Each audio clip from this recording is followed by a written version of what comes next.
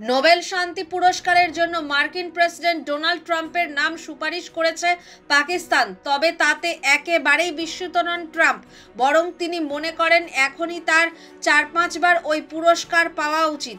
হতাশার সুরে এও জানিয়েছেন তাকে নোবেল শান্তি পুরস্কার দেওয়া হবে না। কেন দেওয়া হবে না তার ব্যাখ্যাও দিয়েছেন মার্কিন প্রেসিডেন্ট। ভারত পাকিস্তানের মধ্যে সমঝোতা করিয়ে দেওয়ার কৃতিত্ব ট্রাম্পকে দিয়ে নোবেল শান্তি পুরস্কারের জন্য মার্কিন প্রেসিডেন্টের নাম সুপারিশ করেছে ইসলামাবাদ। পাকিস্তানের বিদেশ দফতরের তরফে একটি বিবৃতি দিয়ে বলা হয়েছে, ক্রমবর্ধমান আঞ্চলিক অস্থিরতার মধ্যেই অসাধারণ কূটনৈতিক দৃষ্টিভঙ্গির পরিচয় দিয়েছেন ট্রাম্প।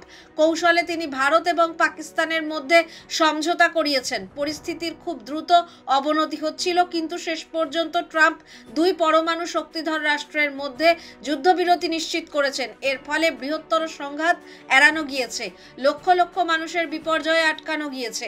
এর জন্যই 2026 সালের নোবেল শান্তি পুরস্কার ট্রাম্পের পাওয়া উচিত বলে মনে করেছে ইসলামাবাদ।